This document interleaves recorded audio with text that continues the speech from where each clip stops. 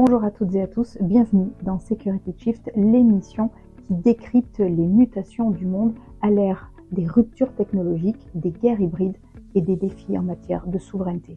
Nous parlons bien de souveraineté et non pas de souverainisme, ou comment rester maître de notre destin, rester maître de nos choix. Intelligence artificielle, désinformation, infrastructures critiques, financement européen ou encore reconversion inattendue. Tout ce qui compte, tout ce qui change, tout ce qui avance et fait avancer, tout cela est dans Security Shift parce que comprendre, c'est déjà agir.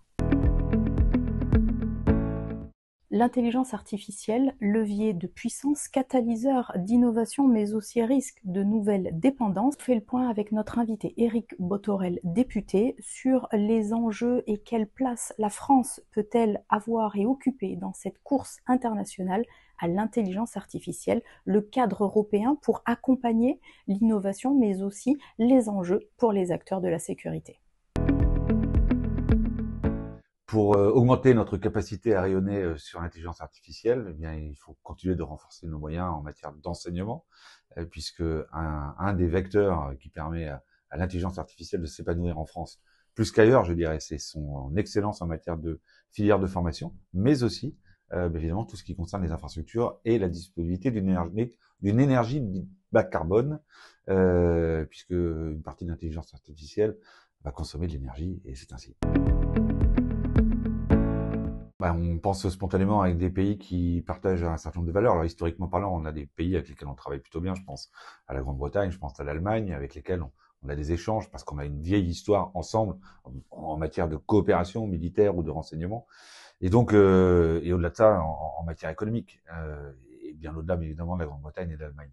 Mais s'il fallait étendre dans ce concert des nations dont la géopolitique est un peu mouvante ces derniers temps, avec des tentations du bloc Asie de conquête, ou en tout cas d'extension de son empire. De la même manière, aux États-Unis, un protectionnisme renforcé, mais aussi une volonté de peser sur la scène internationale. Alors, sans conteste, il va falloir se tourner vers ces pays qui partagent un socle de valeurs communes en matière de démocratie. Ça n'est pas de la régulation pour la régulation, c'est une approche par les risques. Et cette approche par les risques, elle est partagée par d'autres, y compris certains États fédéraux américains.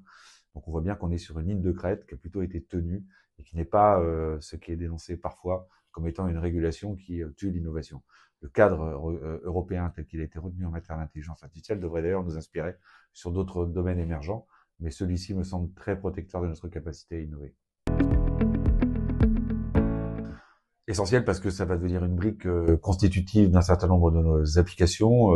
L'IA va devenir vaporeuse, c'est-à-dire qu'elle sera présente dans les applications que nous utilisons au quotidien, que ce soit les bureautiques ou d'autres types d'applications plus verticales, plus métiers. Et donc, on aura des contenus, enfin, en tout cas, des fonctions qui seront enrichies, de sorte que, évidemment, ce qui a été pensé en matière de régulation à l'usage de ces outils puisse être adapté de ces nouveaux usages, parce que, incontestablement, et devant l'être, demain, on aura une émergence très forte de contenus qui seront synthétiques ou massivement synthétiques, là où aujourd'hui, les contenus sont massivement naturels. Security Shift évidemment continue, je vous donne rendez-vous dans quelques jours avec notre prochain invité. Surtout restez connectés, je vous dis à très vite.